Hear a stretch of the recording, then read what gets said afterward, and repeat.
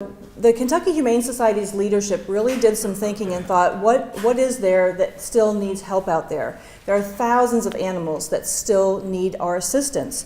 And we decided that those were the ones that were the most scared, injured, ill, or just in general stressed by the environment in the shelter, that need something beyond the basics. They need some additional resources, some time to heal in the shelter. They need a quiet place, not only to heal their broken bodies, but also their wounded spirits. And we decided that that needed to also be close to our main facility here on Steedley Drive in South Louisville, because transport can also be stressful for animals if you're transporting them around town. So in order to do that, we decided that we needed an additional building that would free up critical space at our main building here for those pets that just needed that chance for adoption. So those special care pets needed something extra. And we have decided to embark on a project that will be a new construction project that I'll tell you about in just a minute. So as our plan solidified, that we knew we wanted to build something, we realized that we had to have some resources to do that. And again, we looked to the community for that help. And there was one special person that in our minds we thought is the first person that we wanted to go to ask for support. And that's somebody that has been a great friend and loyal supporter of the Kentucky Humane Society for many, many years, and is loyal to the animal welfare cause for companion animals. And so we went to this individual, we asked for support, and I'm happy to say that it was a resounding yes, we will help you. So I'd like to take this opportunity to let you know that Mr. Sam Swope has gratefully agreed to has given a lead gift of $1 million to help build this facility, and we are so excited to be able to share that information with you today.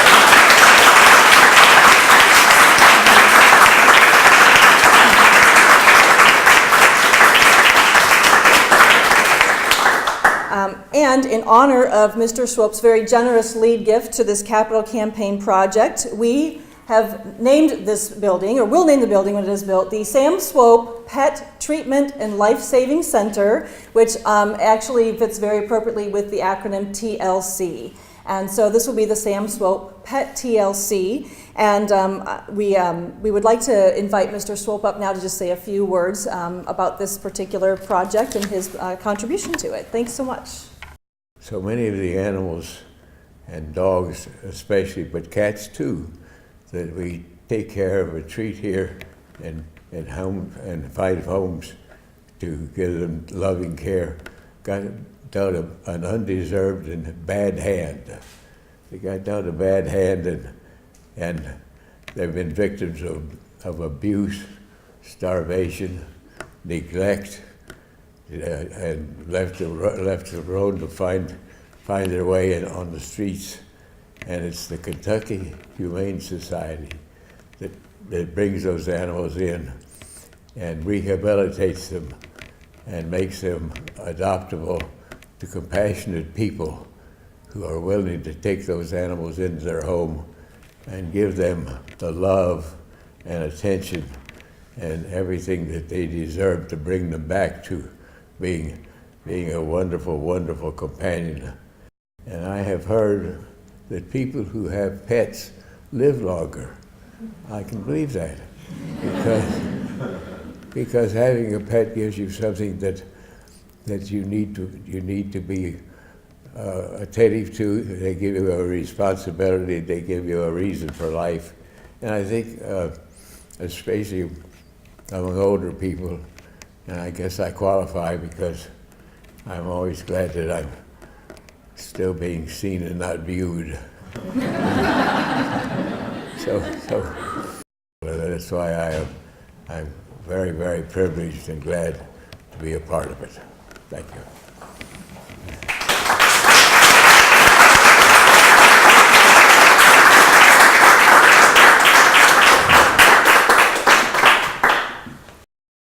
Lori Redmond, L-O-R-I-R-E-D-M-O-N, with the Kentucky Humane Society, President and CEO. Tell us, what does this mean to you to be able to get this started? This project, it means so much to me personally, as well as the leadership of the Kentucky Humane Society, because it means that we not only will be able to help those most fragile, behaviorally challenged pets that are victims of abuse, neglect, illness, and just disregard, that we can help those pets as well as increase the capacity in our facility, our main shelter, by 47% to help those pets that simply need a second chance at a permanent home.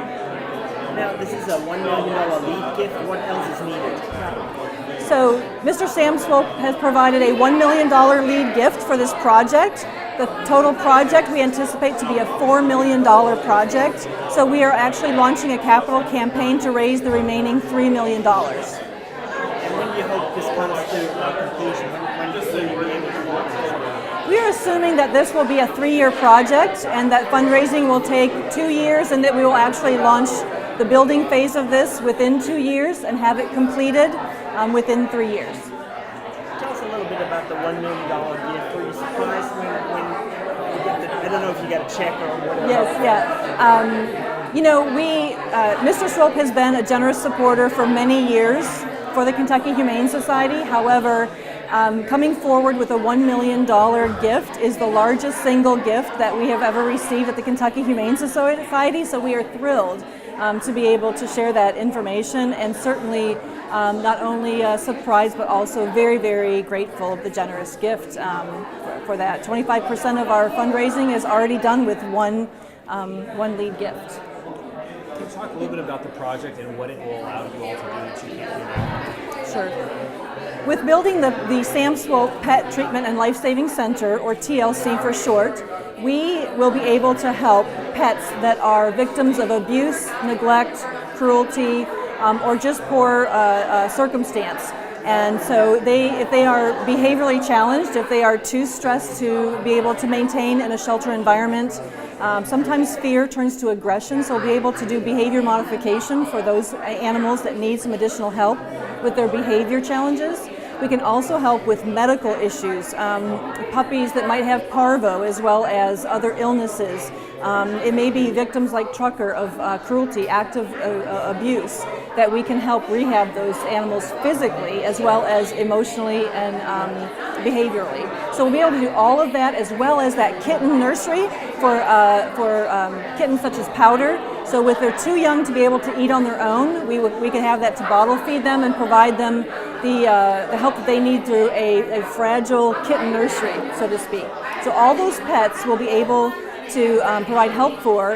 In addition to that, by opening up room in our main facility, we can extend our mission and our scope of services statewide, and we can help some of those rural communities in Kentucky that just don't have an opportunity to get animals up for adoption.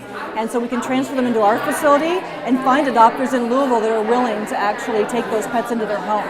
We can also help with victims of natural disaster, as well as high volume cases of cruelty like hoarding and puppy mill type situations.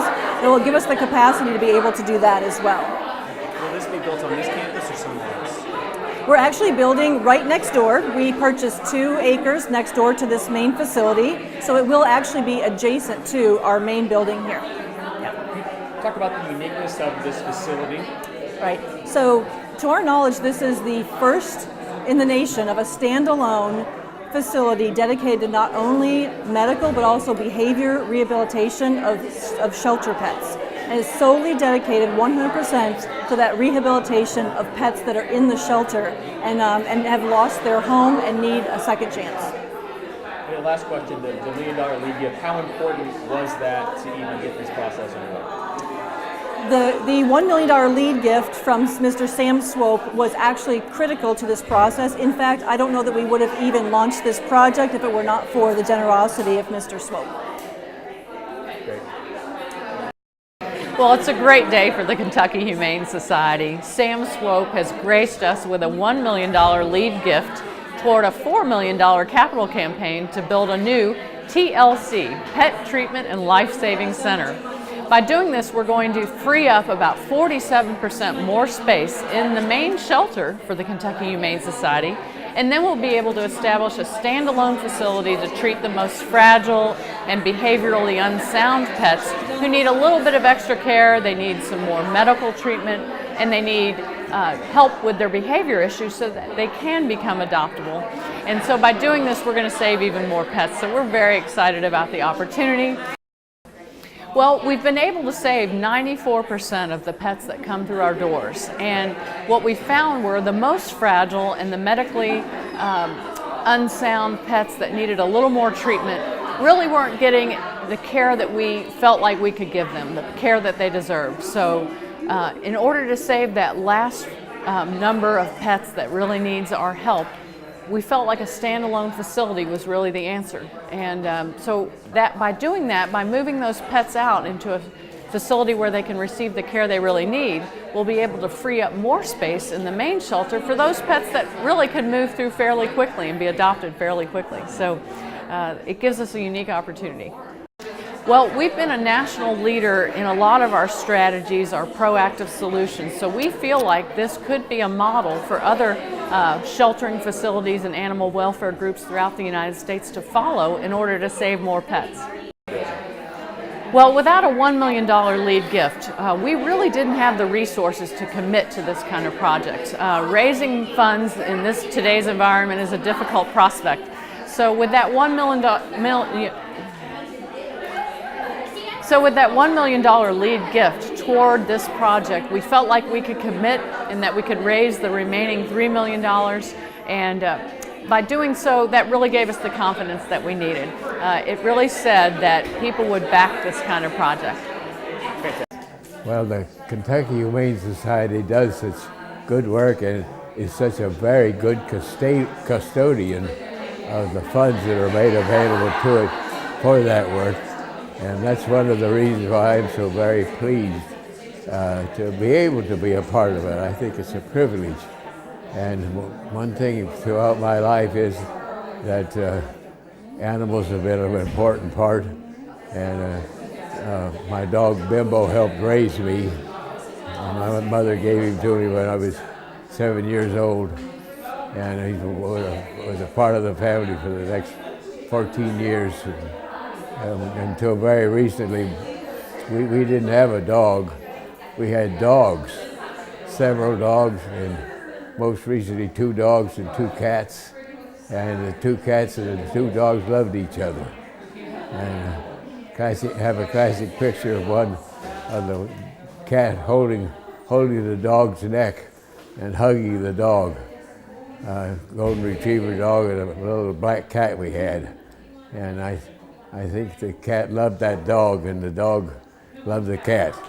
And they were all part of the family, and I think that animals do families a lot of good because they provide the companionship, but certainly the families that are compassionate enough to adopt these animals and give them a second life, animals that have been down a bad hand and been through cruelty and starvation and abuse and abandonment, and these families give them a life, and it's very, very important. And so I'm very glad and privileged to be a part of it. It was an easy decision, and I quickly made it in a moment. I was asked for it, and I thought, what better thing to do with a million than that. So it was an easy decision to make, and I was glad to do it.